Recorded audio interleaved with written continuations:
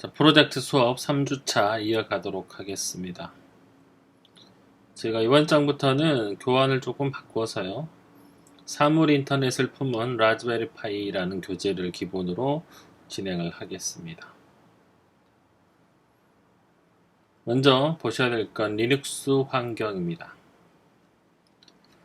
목차는 리눅스의 접속 방법, 리눅스 파일 시스템, 그 다음에 기본 명령어, 일반 명령어, 시스템 관리 명령, 파일 편집입니다. 이번 챕터는 상당히 길고 중요한 내용이 많이 들어 있습니다. 기존의 리눅스를 배우신 분들은 아마 쉽게 이해를 하실 수 있겠지만 기존의 리눅스를 써보지 않으신 분들은 이 챕터에서 리눅스의 기본기를 조금 다져가시고 이후에 파이썬이라든지 이후 라즈베리 파이에 대한 부분을 진행을 하시면 될 것 같습니다. 먼저 리눅스의 접속 방법입니다. 첫 번째 방법은 리눅스를 부팅한 후에 로그인을 하시면 됩니다. 이거는 콘솔이라고 하는 환경입니다. 쉽게 말하면 실제 내가 물리적인 하드웨어가 있는 리눅스 시스템에서 리눅스를 부팅한 후에 로그인을 하신 경우를 얘기한 거고요. 두 번째 방법은 가상 터미널을 사용하는 방법입니다. 텔넷이나 SSH 또는 제텀 또는 푸티 같은 툴을 이용해서 접속하는 방법입니다. 이거 역시 실제적인 하드웨어가 따로 있고 별도의 OS가 설치되어 있는 환경에서 클라이언트로 접속을 하는 걸 얘기하는 거고요. 세 번째 방법은 윈도우용 접속 프로그램이라고 되어 있는데 이거를 조금 헷갈리시면 MS 윈도우를 위한 접속 프로그램을 이해하시기가 쉬운데 그게 아니고요. GUI 환경의 접속 프로그램이라고 하는 게 좀 더 정확한 것 같습니다. VNC나 NX 같은 툴 또는 X매니저 같은 툴들을 이용해서 접속하는 방법인데 예전에는 X매니저나 RDP 같은 방법을 많이 썼었는데 최근에는 VNC나 NX를 훨씬 더 선호하는 경향이 있습니다.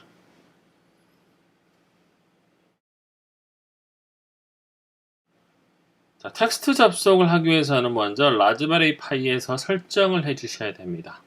라즈베리 파이 콘피그 프로그램을 실행해서 SSH 항목을 활성화시켜 주셔야 돼요. 그 다음에 MS 윈도우 환경에서 푸티라고 하는 프로그램을 설치합니다. 여기 푸티 홈페이지에서 푸티를 다운로드하고 설치해 주시면 되는데 윈도우 클라이언트 중에서는 가장 가볍고 편한 툴입니다. 실행한 후에 라즈베리 파이에 IP 주소를 넣고 접속을 시도하시면 되겠습니다. 정상 접속을 한 경우에 최초 접속 시에 공개 키를 설정하는 부분이 나오는데 이때 yes라고 입력해 주시고요. 푸티 터미널 창 생성 및 로그인을 하시고 로그인 아이디는 우리가 사용하는 파이와 패스워드입니다. 초기 패스워드는 라즈베리 파이인데 저희는 이미 바꿔놨기 때문에 1, 2, 3, 4 이렇게 입력해 주시면 될 것 같습니다. 그래픽 접속을 위해서는 VNC라는 프로그램을 많이 씁니다. 자, 이걸 위해서는 먼저 라즈베리 파이에 VNC 서버를 설치를 해 주셔야 돼요. VNC는 Virtual Network Computing이라는 뜻이고요. 그래픽 데스크톱 환경으로 원격 컴퓨터를 제어하는 소프트웨어 일종입니다. 그러니까 우리가 지금 사용하는 라즈베리 파이에 모니터를 직접 연결해 쓰시면 좋겠지만 그게 실은 불가능한 환경인 경우가 많아요. 그런 경우에는 이런 것보다는 이렇게 라즈베리 파이에 VNC라든지 NX를 설치하고 사용하시는 게 편할 겁니다. VNC 서버를 설치하는 방법은 sudo apt-get install tight VNC 서버입니다. 지금 교재에 오타가 좀 있습니다. 서버 실행은 인자 1을 주시면 되는데 인자 1은 VNC 디스플레이 번호 1을 의미하는 것입니다. 처음 실행하는 경우에는 패스워드를 먼저 요구를 합니다. 패스워드를 2번 정도 입력해 주셔야 되는데 너무 짧은 패스워드는 입력되지 않기 때문에 주의를 하셔야 됩니다. 그 다음에 서버 실행 명령은 VNC 서버라고 입력하시면 되고요. 보통 콜론 1이라는 인자는 자동으로 들어가기 때문에 굳이 넣어주지 않으셔도 됩니다.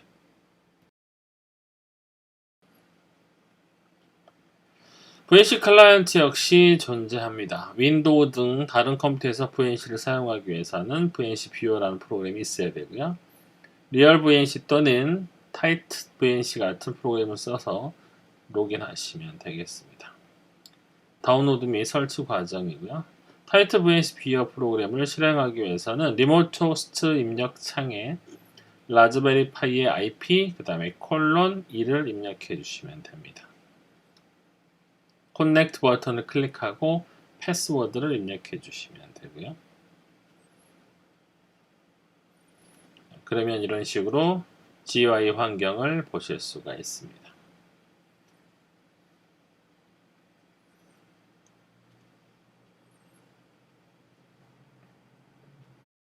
최근에 많이 쓰는 그래픽 접속 방법은 바로 NX 서버를 설치하는 겁니다. 압축 방식을 사용해서 속도가 상당히 빠르고요. 라즈베리 파이에 NX 서버를 다운로드 해주고요. NX 서버 홈페이지 이 주소로 가시면 다운로드를 받으실 수가 있습니다. 다음에 명령어로 설치를 해주시면 됩니다. 설치가 끝나면 재부팅을 하시고 재부팅이 끝나면 메뉴에서 인터넷 거기에 보시면 No Machine 메뉴가 추가된 걸 확인할 수가 있습니다. No Machine 또는 No Machine 서비스 메뉴를 선택해서 서버 접속 또는 연결 상태를 확인할 수가 있습니다. 그 다음에는 MX 윈도우에 역시 NX 클라이언트를 설치해 주시면 되고요. 이것도 역시 NX 홈페이지에서 윈도우용 NX 프로그램을 다운로드한 후에 설치하고 실행해 주시면 되겠습니다. 실행을 하시고 거기서 New를 누르신 다음에 NX 프로토콜을 선택해 주시고 Continue 누른 다음에 라즈베리 파이 IP를 입력해 주고 완료. 그러면 이렇게 NX 클라이언트 연결 아이콘이 생성이 됩니다. NX 실행한 방법은 아이콘을 클릭하고 인증을 한 다음에 이렇게 실행 화면을 보실 수가 있습니다. 다음은 로깅과 패스워드입니다. 리눅스 사용자의 접속 과정을 보시면 시스템 관리자가 제공하는 사용자의 등록명, 그 로깅 아이디를 입력해 주셔야 되고요.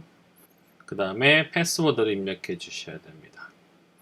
보통 다른 사용자들로부터 자신의 정보들을 보호하기 위해서 8자에서 10자 정도의 패스워드 길이를 요구합니다. 접속 후에 자신의 홈 디렉토리에서 파일을 생성한다든지 편집, 저장 등이 가능하게 됩니다. 로깅 아이디의 규칙을 보시면 영문 소문자와 숫자의 조합으로 8자 이내의 단어로 만드실 수가 있습니다. 패스워드 규칙은 8자 내의 문자, 숫자, 특수문자로 구성이 되고요. 2자 이상의 문자와 1자 이상의 숫자 또는 특수문자가 포함되어 있어야 됩니다. 물론 저희는 설치 과정에서 지정했기 때문에 그냥 1, 2, 3, 4라는 짧은 패스워드를 쓸 수 있지만 실은 나중에 패스워드를 변경하려다 보면 그런 문자는 입력할 수 없게 됩니다. 너무 짭단한 에러 메시지가 나옵니다. 적어도 3글자의 문자는 서로 상의해야 되고요.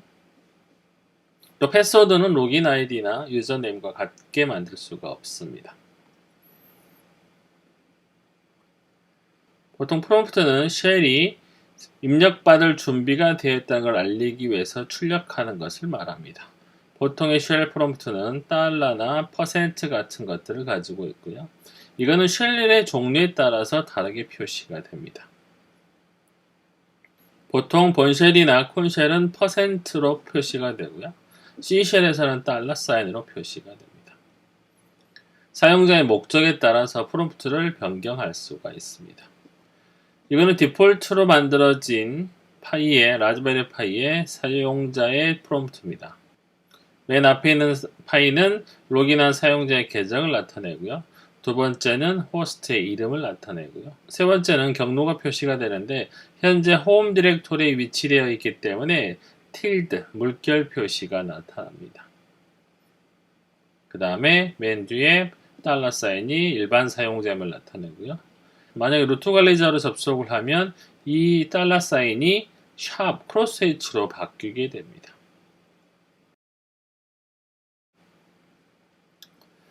다음은 유닉스와 리눅스의 파일입니다. 파일의 개념은 사용자가 이용할 수 있는 데이터의 실체를 나타내고요. 시스템 자체도 그 하나의 파일로 볼 수가 있습니다. 응용 프로그램도 마찬가지로 파일도 볼 수 있고, 유닉스 시스템의 경우는 거의 모든 것들을 이런 식으로 파일로 관리를 합니다. 디렉터리도 일종의 파일의 종류고요. 다른 파일을 조직하고 액세스하는 데 필요한 정보를 가지고 있는 파일이 바로 디렉터리 파일이고요. 일반 파일은 보통 우리가 평상시 쓰는 파일입니다. 문서 또는 ASCII 파일이고요. 키보드로부터 입력 가능한 ASCII 문자로 구성이 되어 있고, 이진 파일의 경우는 보통 문자가 아닌 데이터가 포함된 파일입니다. 대표적인 게 실행 파일이 되겠습니다. 그 다음에 특수 파일은요, 유닉스나 리눅스가 자원을 관리하는 디바이스 파일을 말합니다. 보통 dev라는 디렉토리 아래 존재하는 파일들입니다. 자, 이건 한번 보도록 하겠습니다. ls라는 명령어를 한번 쳐보시고요. 여기에서 우리가 특정한 파일의 종류를 확인하는 명령어인 파일을 한번 쳐보겠습니다. 파일 다음에 .profile 이렇게 하시게 되면 .profile이라는 파일이 ASCII 파일임을 알려줍니다. 그 다음에 파일 .vnc 이렇게 치시면 디렉토리라고 표시가 되죠. 이번에는 데스크탑을 한번 쳐보겠습니다. 이렇게 역시 디렉토리라고 표시가 돼요. 우리가 많이 쓰는 명령어인 ls 명령어를 한번 쳐보면 이렇게 elf 32비트 lsb 파일 executable 이렇게 보입니다. 자, 디바이스가 있는 곳으로 한번 이동을 해서 보죠.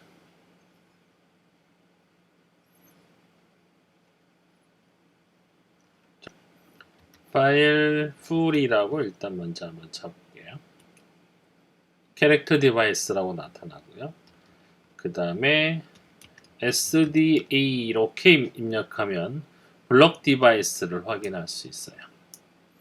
자, 무슨 차이냐면요. 캐릭터 디바이스는 보통 문자 단위로 표시가 되는 보통 터미널 같은 애들입니다. TTY 역시 캐릭터 디바이스일 거예요. 자, 그에 반면에 블록 단위로 저장되는 장치가 있어요. 대표적인 게 디스크예요. 그러다 보니까 첫 번째 디스크는 이렇게 블록 스페셜이라고 표시가 되는 겁니다. 다시 cd 엔터 쳐서 현재의 디렉토리로 되돌아가겠습니다. 화면을 지우시고요.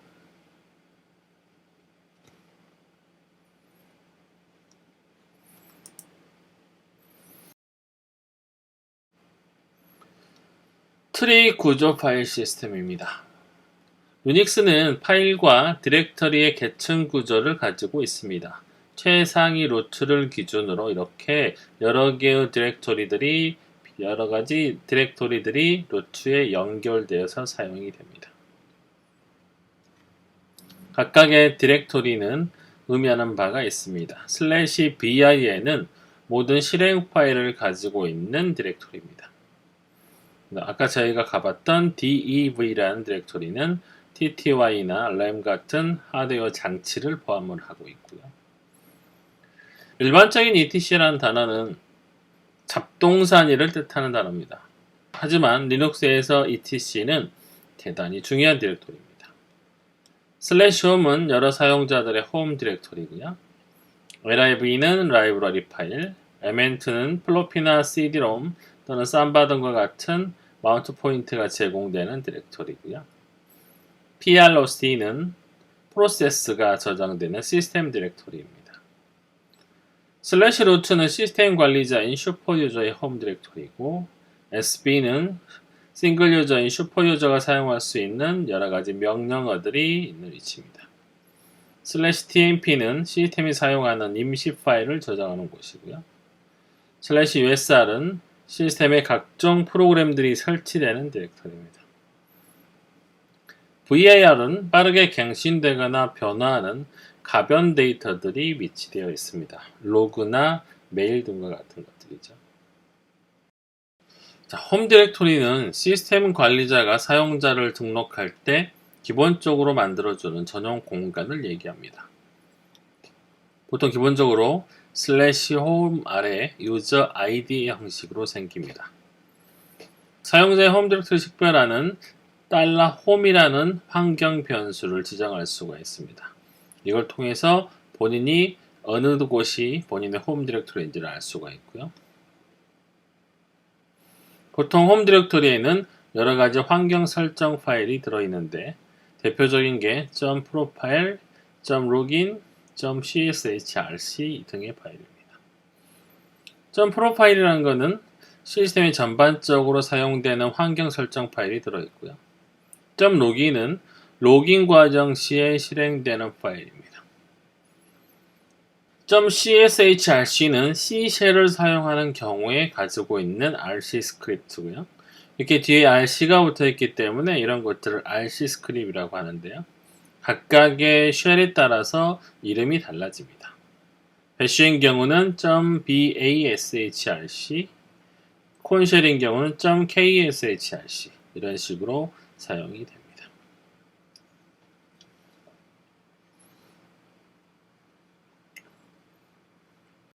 명령어 입력입니다. 명령어 라인은 명령어를 입력한 전체 줄을 의미하고요. 반드시 엔터키를 눌러야 실행이 됩니다. 만약에 여러 명령을 실행할 경우에는 뒤에 세미콜론을 붙여주시면 여러 개의 명령어를 순차적으로 실행할 수가 있습니다. 만약에 잘못된 명령어를 사용한 경우 삭제 문자를 이용해서 삭제할 수가 있습니다. 우리가 보통 백스페이스 키 또는 델리트 키를 많이 쓰는데 유닉스에서는 백스페이스 또는 컨트롤 H 키를 씁니다. 또는 라인 전체를 지울 때는 컨트롤 X 또는 컨트롤 U를 쓰시면 되고요. stty를 이용해서 변경할 수가 있습니다. set tty, eraser, 그 다음에 컨트롤 H 해주시면 됩니다. 명령의 구조는 명령어 다음에 하이픈, 그 다음에 옵션, 그 다음에 매개 변수 이렇게 되어 있습니다. 물론 뒤에 옵션과 매개 변수는 생략이 가능합니다. 또는 어떤 경우는 매개 변수를 있고 옵션만 생략되는 경우도 있습니다. 명령어의 종류는 비대화식 명령어와 대화식 명령어로 나눌 수가 있습니다. 비대화식 명령어는 해당 명령어만 입력해서 사용자가 원하는 결과를 표시하는 명령어를 말하고요. 아주 간단하고 사용도 편리한 특징이 있고요. 대화식 명령어의 경우는 명령어를 실행하는 동안에 여러 가지 질문을 하고 거기에 사용자가 대답을 해야만 일련의 과정이 끝나고 결과를 보여주는 것입니다. 다음은 쉘에서 사용하는 특수 문자들입니다. 이니코드는 컨트롤 C이고요. 지금 앞에 나와 있는 이거를 우리가 circumflex라고 발음하는데 키보드 상에서 나타낼 때는 컨트롤 키를 나타냅니다. 컨트롤 키와 C 키를 같이 누르라는 의미겠죠. 실행 중인 프로그램의 중단을 의미하고요. erase 코드는 컨트롤 H입니다. 마지막 한 문자를 삭제하는 거고요. W eraser는 컨트롤 W입니다. 여기도 못하네요. 마지막 한 문자가 아니고 한 단어를 삭제하는 겁니다. kill 코드는 컨트롤 U고 한 줄 전체를 삭제하는 거고요. 코드 퀵트는 컨트롤 슬래시입니다. 프로그램을 중단시키고 코어 파일에 저장을 합니다. 스탑 코드는 컨트롤 S, 그 다음에 스타트는 다시 컨트롤 Q입니다. 보통 이거는 윈도우에서도 많이 쓰는 기능입니다. 화면을 정지하고 재개시키는 기능이고요. 더 이상 입력을 하지 않고 싶을 때는 EOF 코드인 컨트롤 D를 누르시면 됩니다. 그러면 더 이상 자료가 없다는 걸 나타내 줍니다. 작업을 종료하기 위해서는 사용자가 반드시 마지막에 로그아웃을 해줘야 됩니다. 로그아웃 방법은 로그아웃이라는 명령어를 쓰거나 또는 컨트롤 D 키를 누르거나 또는 exit라는 명령어를 쓰시면 됩니다. 디렉터리 파일 목록 보기는 ls라는 명령어고요. 주요 옵션이 다음과 같습니다. 가장 기념하게 사용하는 옵션인 -a 옵션은 디렉토리 내의 모든 파일을 출력하는 거고요. -l은 파일의 종류나 사용 권한, 크기 등을 자세하게 보여줄 때 씁니다. -s는 킬로바이트 단위로 파일의 크기를 표시해 주는 것이고요. -i는 파일의 inode 넘버를 보여줍니다. 이런 식으로 사용하시면 되고요. 다음은 디렉토리 경로입니다. 절대 경로와 상대 경로에 대한 내용인데요. 우리가 절대 경로라는 것은 모든 경로명을 반드시 루트부터 표시하는 걸 말합니다. 예를 들어서 A 포인트는 /usr입니다. B 포인트는 루트부터 /export home의 knd1 그 다음에 test가 되겠습니다. C 포인트는 /export home이 될 거고요. 만약에 현재 사용자가 KND2에 있다고 가정을 하고요. 상대 경로를 나타낼 때는 이 현재 있는 작업 디렉토리부터 상대적인 경로를 사용하시면 됩니다. KND2가 A 포인트로 가기 위해서는 상위로 한 번, 두 번, 세 번 올라간 다음에 다시 내려오셔야 돼요. 그래서 이걸 표현을 하면 리눅스에서 상위는 점점으로 표시를 하기 때문에 한 칸 올라갈 때 점점 슬래시 다음에 usr 이렇게 표현해 주시면 됩니다. 자, 현재 이 위치에서 다시 B라는 곳으로 이동하기 위해서는요. 점점 슬래시를 한번 쳐주시면 홈으로 이동이 되고요. 거기에서 하위 디렉토리인 kdn1/test 이렇게 해주시면 이동이 가능합니다. 현재 kdn2에서 상위 디렉토리로 갈 때는 점점 슬래시를 해주시면 되고요. 작업 중인 디렉토리를 확인하는 것은 pwd라는 명령어입니다. 다른 옵션이나 매개 변수는 없습니다.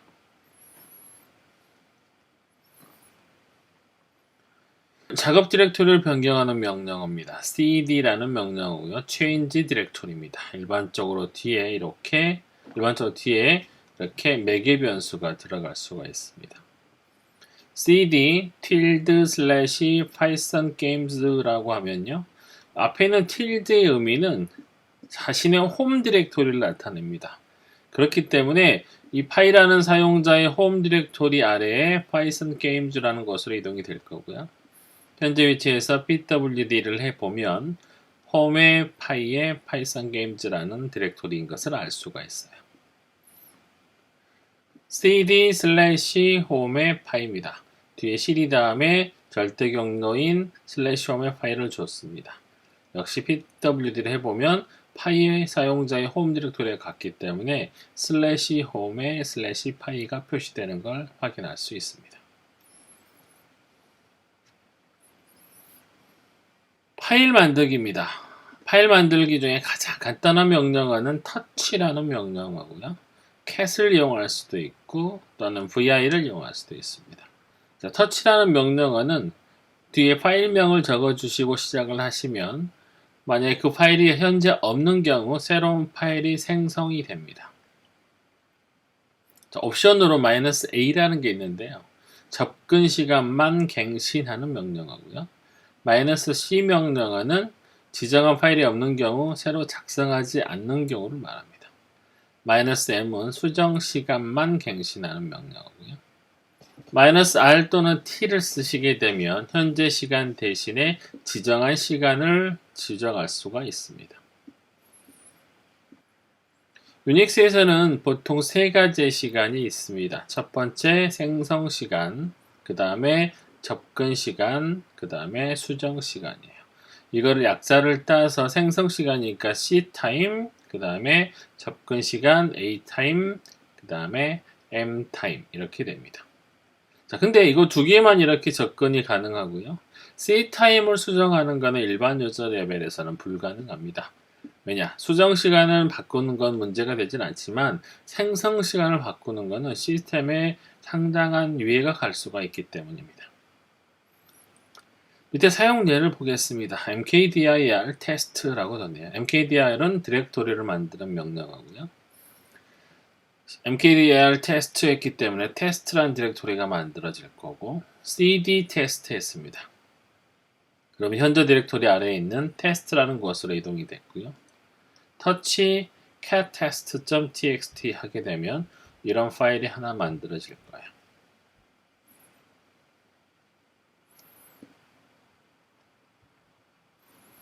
그 다음 두 번째 방법은 cat이라는 명령어를 쓰면 됩니다. cat 다음에 보통 이렇게 왼쪽이 크다는 부등호, 이걸 리디렉션이라고 발음을 해요.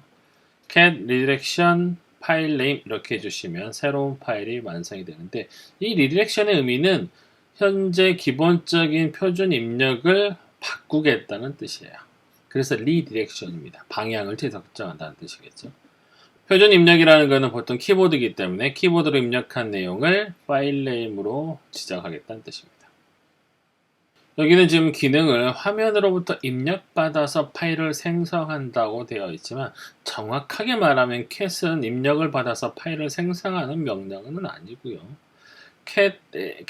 cat에다가 리디렉션을 이용해서 파일을 만드는 거예요. cat은 그냥 단순하게 이렇게 아무런 옵션 없이 써서 사용자가 작성한 문서를 이렇게 보는 명령어고요.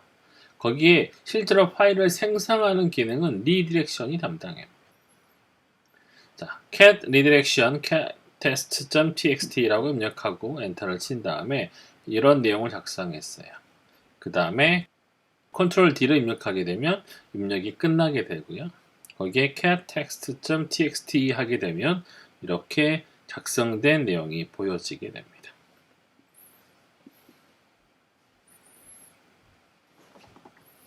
계속 설명만 하면 재미가 없으니까 한번 보도록 하겠습니다. 일단 디렉토리를 하나 만들고 시작을 할까요? work라는 디렉토리를 만들겠습니다. 저희는 다시 cd work로 이동을 하고요. 이동한 이유는 저쪽에 홈 디렉토리에 넣은 파일이 많기 때문에 이쪽으로 이동을 한 겁니다. 그리고 혹시라도 실수로 여러분들이 중요한 파일을 지울 수도 있기 때문에 여기서 작업을 하겠습니다. 화면을 지우고요. 자, cat 먼저 간단하게 touch라는 명령을 해보도록 하겠습니다. touch 그 다음에 test 1입니다. 자, ll 해서 확인을 해보시면 방금 전에 만든 test 1이라는 파일이 있습니다. 데이터란 명령을 치시면 지금 오늘 현재 시간을 알 수가 있습니다. 자, 지금 아까 터치를 처음 했던 시간과 현재 시간의 차이가 있기 때문에 다시 한번 터치를 해보시면 이렇게 시간이 바뀌는 걸 확인할 수가 있습니다. 터치는 이렇게 사용자가 만든 파일의 시간을 바꾸는데 그 중에서 수정 시간을 바꿔줍니다. 물론 수정 시간을 바꾸려면 자연스럽게 접근 시간도 바뀌어야 되고요. 당연히 생성 시간은 바꿀 수가 없습니다. 자, 그 다음에 cat test 2라고 하겠습니다. hello라고 치고요. nice meet you 이렇게 치고 Ctrl D를 누르겠습니다. 자, 그 다음 이번에는 리디렉션이 없이 test2를 추면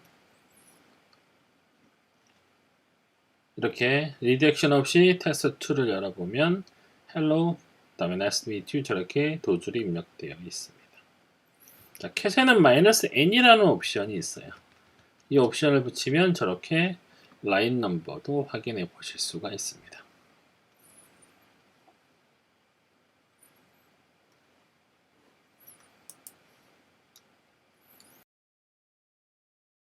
자, 그 다음은 파일을 복사하는 명령어입니다.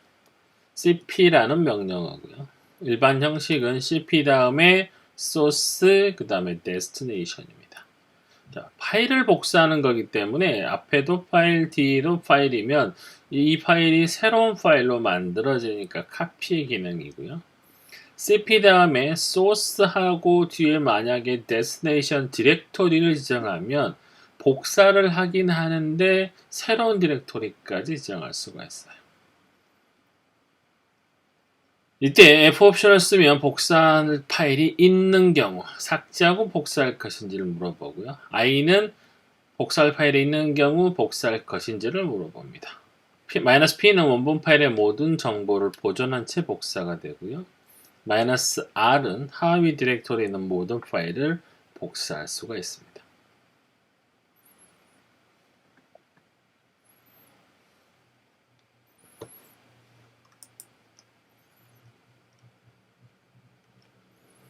다시 화면을 지우고 진행을 하겠습니다. 자, 현재 두 개의 파일이 있고요. cp etc 서비스 그 다음에 점이라고 치게 되면요. 현재 디렉토리로 etc services라는 파일을 그대로 가져와서 복사를 해줍니다. 당연히 파일 네임이 그대로 유지가 되겠죠. 그런데 만약에 이렇게 쓰시면요. 서비스라고 하는데 저는 점 슬래시 다음에 이름을 좀 바꿔보고 싶어요. 서비스라는 너무 기니까 서브라고만 할게요. 이렇게 주면 파일의 이름이 서비스라는 파일에서 서브라는 파일로 바뀌게 됩니다. 근데 잘 생각하면 우리가 이름을 바꾸는 거는 cp가 카피가 아니고 rename이라는 명령을 많이 쓰죠. 그건 윈도우에서만 해당이 되는 거고요. 유닉스 계열에서는 rename이라는 명령어가 없습니다. 왜냐? 굳이 필요가 없으니까 그렇죠. 이런 식으로 명령어를 cp라는 명령어를 이용해서 충분히 가능합니다. 마찬가지로 move라는 명령어는 있지만 rename이라는 명령어는 없습니다.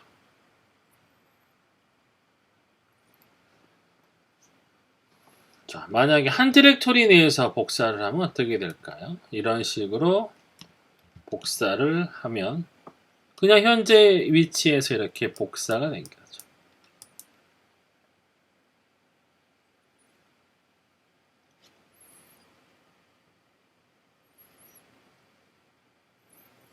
자, 순서가 조금 교재의 순서가 좀 이상해서요. RM을 하기 전에 먼저 MV를 먼저 하겠습니다.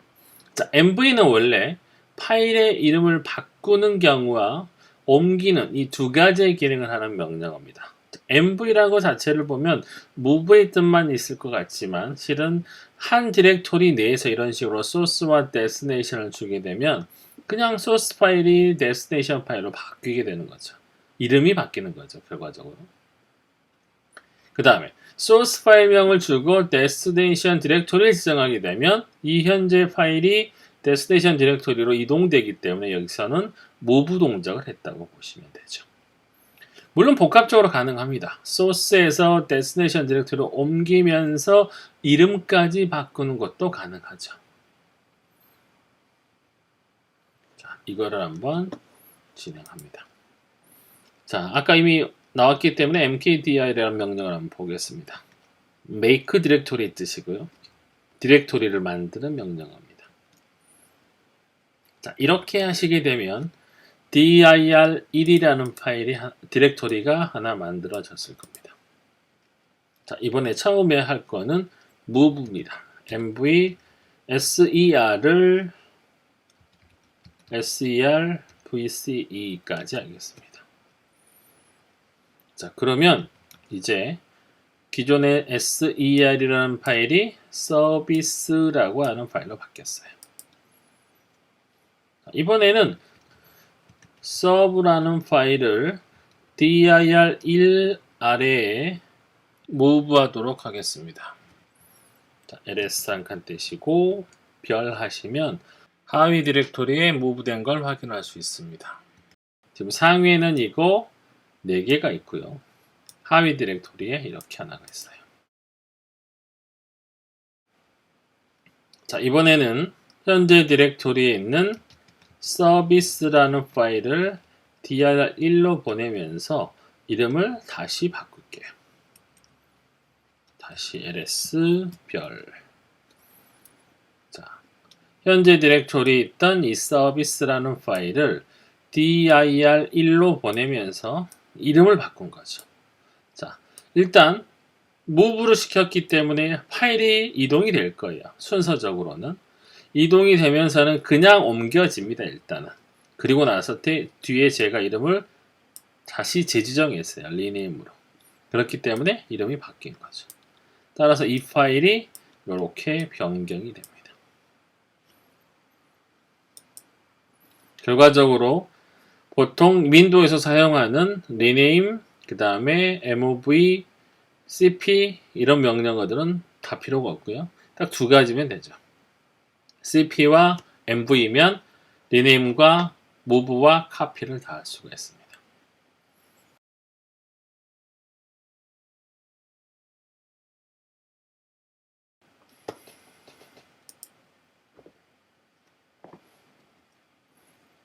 자, 그 다음은 파일의 삭제입니다. rm 명령어인데 source와 destination이라고 되어 있는데 여기서는 필요가 없습니다. rm은 destination이 없고요. 그냥 rm 뒤에 지정한 파일이 지워지는 겁니다. 옮기는 게 아니기 때문에 destination이 필요가 없죠. 옵션은 -f 옵션은 지울 파일이 있을 경우에 강제로 삭제하는 명령어입니다. f는 force, force라는 뜻이고요. 강력한 옵션입니다. -i는 이 f랑 대치가 돼요. 지울 것인지를 물어봅니다. -r은 하위에 디렉토리가 있을 때 모든 파일을 같이 삭제합니다. 원래 디렉토리를 주는 명령어는 rmdir이에요. 근데 이렇게 r 옵션을 써버리면 디렉토리 자체도 지워져 버립니다. -v는 파일의 정보를 출력하는 건데 보통 v 옵션은 verbose 옵션입니다. ver, bose 자세하게 보여줘라 이런 뜻이겠죠.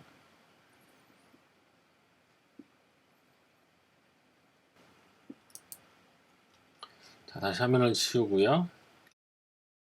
rm 명령어를 한번 실행을 해보겠습니다. rm하고 service라는 파일을 이렇게 지웁니다. 자, 디렉토리를 하나 더 만들까요? dir2라고 하나 만들고요.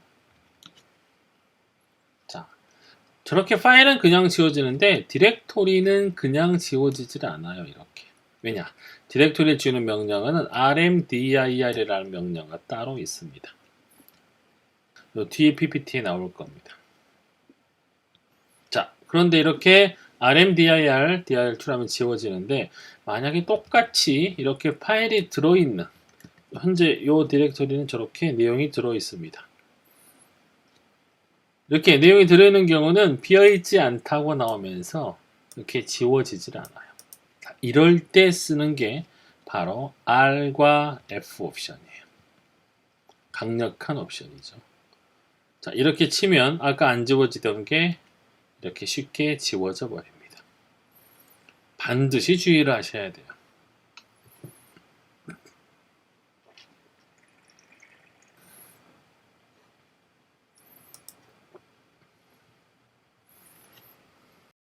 자, mv 명령어는 이미 했고요.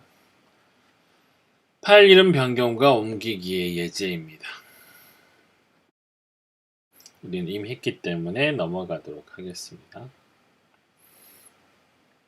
자, 디렉토리 생성 명령어 mkdir입니다.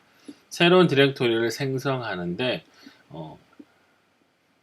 다른 건 해봤고 -p 옵션만 한번 보시면 좋을 것 같아요. 하위 디렉토리가 존재하지 않는 경우 함께 생성한다 라는 의미인데요. 실습을 한번 보여드리겠습니다. 화면을 다시 지우고요. 자, 보통 우리가 디렉토리를 좀 계층을 만들어 보고 싶어요. A라는 디렉토리 일단 하나 만들고요. 자, cd A 그 다음에 mkdir B cd B. 자, 이렇게 해서 보면 워크 아래 A, B 두 개의 디렉토리를 만들었어요.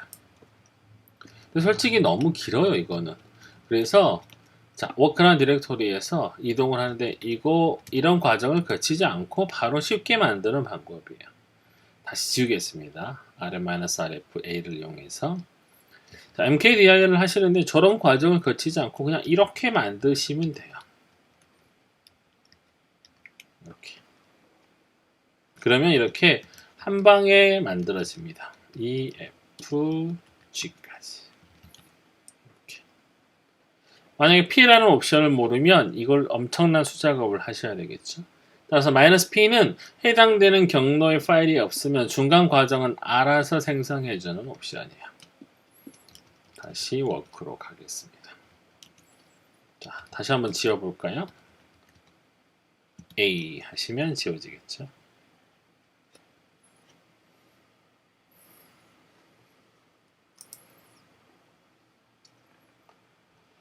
rmdir입니다. 우리는 이미 아까 해봤습니다. rmdir 다음에 디렉토리명을 주시면 되고요. 아까 저희가 해봤던 rm-rf 같은 옵션이 있습니다. 여기서도 p라는 옵션을 주면 지정한 하위 디렉토리까지 삭제하실 수가 있어요. 다시 화면 지우고요. mkdir-p 그 다음에 a/p입니다. 자, lsp어를 해볼까요? AR에 B라는 디렉토리가 있다는 게 보이시죠? 이거를 rmdir -p a/p 하시면 역으로 이렇게 지워지기도 한다는 거죠.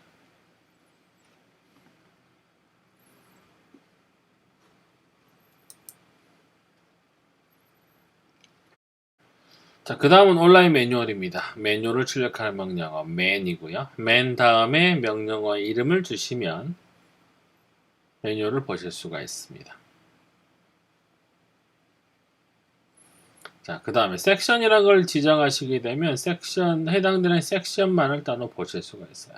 보통 편성을 보면 1절은 커맨드, 2절은 시스템 콜, 3절은 서브루틴, 4절은 스페셜 파일스, 5절은 파일 포맷이나 컨벤션, 6절은 게임스, 7절은 매크로 이런 것들이죠.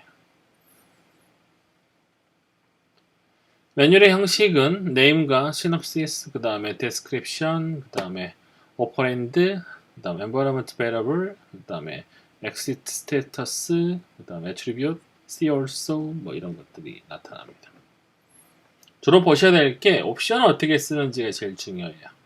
그래서 명령어를 쓰는 형식, 시놉시스라든지 이런 거 간단하게 보시고 거기에 해당되는 속성들이 어떻게 정의가 되는지 애트리뷰트를 좀 보셔야 될 필요가 있고요. 자, 실습해 보도록 하겠습니다.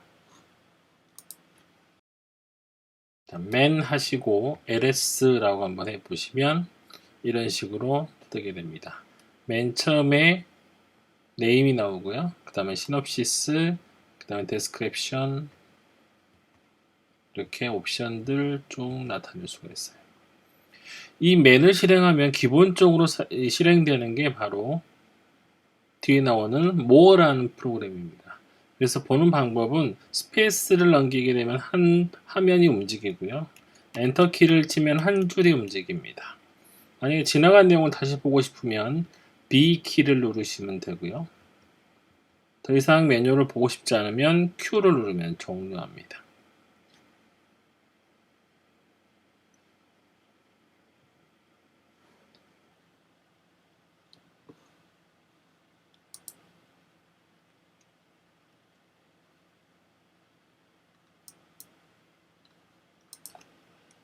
자, 리눅스 시스템을 종료하는 가장 안전한 방법은요. shutdown -h now라는 명령을 치는 겁니다.